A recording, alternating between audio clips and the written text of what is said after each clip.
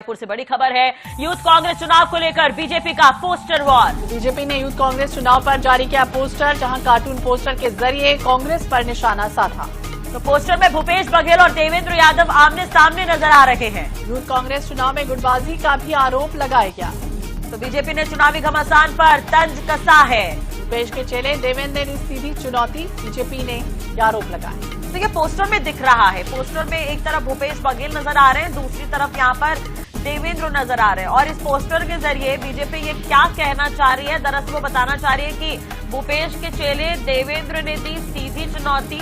और ये poster war एक बार फिर से देखने को मिल रहा है यूथ कांग्रेस के चुनाव से पहले। यूथ कांग्रेस के चुनाव को लेकर घमासान लगातार छिड़ा हुआ है। लगातार आरोप कई तरह के लगे हैं। कांग्रेस के कई कार्यकर्ताओं ने अपनी पार्टी पर आरोप लगाए थे। इसके बाद बीजेपी अब तंज कसने का मौका छोड़ नहीं रही। मजे ले रही है एक तरह से बीजेपी कहीं ना कहीं यूथ कांग्रेस में चुनाव को लेकर। अब ये पोस्टर वॉर देखने को मिल रहा है। एक तरफ यहाँ पर देवेंद्र यादव हैं, दूसरी तरफ भूपेश बघेल हैं और दोनों के बीच यहाँ पर एक वॉर बताने की कोशिश की जा रही है, गुटबाजी दिखाने की कोशिश की जा रही है इस पोस्टर के जरिए। हालांकि अब ये देखने वाली बात भी होगी कि इस पोस्टर के बाद कांग्रेस का इस पर क्या कुछ रिएक्शन रहता है। लेकिन श्वेता, अगर हम बात करें यूथ कांग्रेस के चुनाव की, तो कई उम्मीदवार जो है वो रेस में है। अब देखने वाली बात होगी बाजी कौन मारेगा। लेकिन उससे पहले इस तरह के जो पोस्टर, चटपटे पोस्टर जो जारी होते हैं, वो और ज्यादा चुनाव को दिलचस्प बना देते हैं। दिलचस्प जो मोड़ है वो एक तरह से सामने आया है जब यूथ कांग्रेस चुनाव में गुटबाजी का आरोप लगाया गया। इसके पहले भी हाईकमान तक बात पहुंची थी। शीर्ष नेताओं का आना जाने का जो सिलसिला है वो शुरू होने वाला था। ये कहा जा रहा था कि 3 दिन लगातार बैठकें करेंगे, कार्यकर्ताओं से बातचीत होगी, समझाने की कोशिश होगी। और अब इस गुटबाजी को लेकर ही बीजेपी ने तंज कसना शुरू कर दिया। बीजेपी ने यूथ कांग्रेस चुनाव पर एक पोस्टर जारी किया है। कार्टून पोस्टर के जरिए कांग्रेस पर जमकर निशाना भी साधा गया है, जिस पोस्टर में भूपेश बघेल, देवेंद्र यादव आमने सामने। बिलासपुर से एक अहम खबर, छत्तीसगढ़ हाईकोर्ट को जल्द ही मिलेंगे 3 नए जज। तो 3 न्यायिक अधिकारियों की नियुक्ति की सिफारिश की गई है। 18 अगस्त को कॉलेजियम की बैठक आयोजित की गई। संतोष शर्मा के नाम की सिफारिश। सुषमा सावंत और सुधीर कुमार भी इसमें शामिल हैं। तो तीनों को हाईकोर्ट जज बनाने की सिफारिश की गई। तो हाईकोर्ट में जजों के 22 पद फिलहाल मंजूर कर लिए गए हैं और हाईकोर्ट में सिर्फ 13 जज कार्यरत हैं। तो कॉलेजियम की सिफारिश के बाद नियुक्ति का इंतजार किया जा रहा है। तो 3 नए जज मिल सकते हैं। बड़ी खबर हम आपको बता रहे हैं बिलासपुर से। तो संतोष शर्मा के नाम की सिफारिश की गई है। सुषमा सावंत, सुधीर कुमार का भी नाम शामिल है। तो यह अहम खबर आपको बता दें, जहां 13 जज कार्यरत हैं। कॉलेजियम की सिफारिश के बाद नियुक्ति का इंतजार किया जा रहा है। 3 न्यायिक अधिकारियों की नियुक्ति की सिफारिश की गई है। 18 अगस्त को कॉलेजियम की महत्वपूर्ण बैठक हुई है। तो यह अहम खबर आपको बता दें, जहां सुषमा सावंत और सुधीर कुमार का भी नाम शामिल है।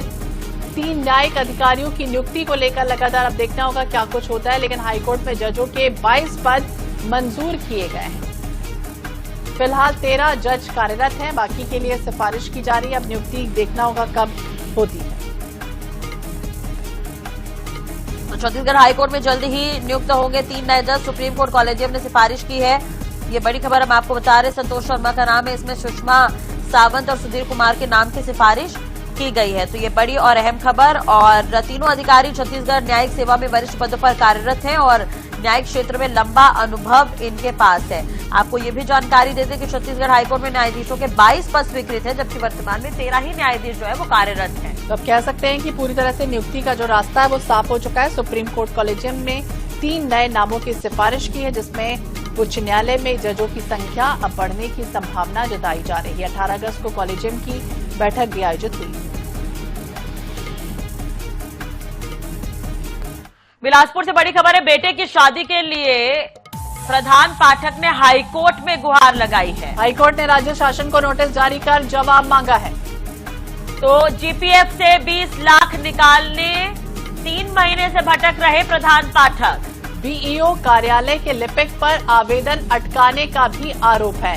तो मिला के बेल टुकड़ी शासकीय स्कूल का ये पूरा मामला बताया जा रहा है। यह अहम खबर आपको बता दें, बेटी की शादी के लिए प्रधान पाठक ने हाईकोर्ट में गुहार लगाई है। हाईकोर्ट ने राज्य शासन को नोटिस जारी कर जवाब। मामला भी समझा देते हैं। दरअसल ये पैसे से जुड़ा मामला है, पैसे निकालने हैं, बेटे की शादी करनी है, इसलिए वो लगातार चक्कर भी काट रहे हैं। दफ्तरों में कोई सोल्यूशन नहीं मिला तो कोर्ट का दरवाजा खटखटाया। अब कोर्ट ने जवाब मांगा है अधिकारियों से। अब देखना होगा इस गुहार के बाद क्या कुछ होता है। हाईकोर्ट ने जिस तरह से नोटिस भी भेज दिया है, जवाब तलब किया जा रहा है।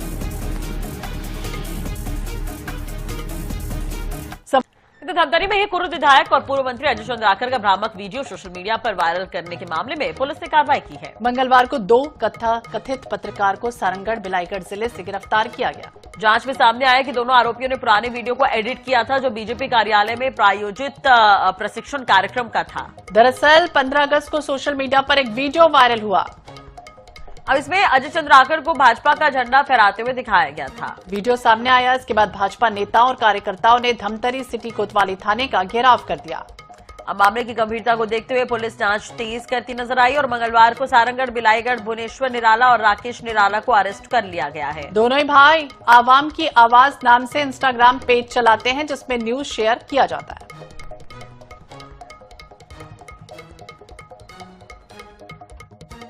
15 अगस्त को रात में एक एफआईआर दर्ज किया गया था थाना कोतवाली जिला धमतरी में।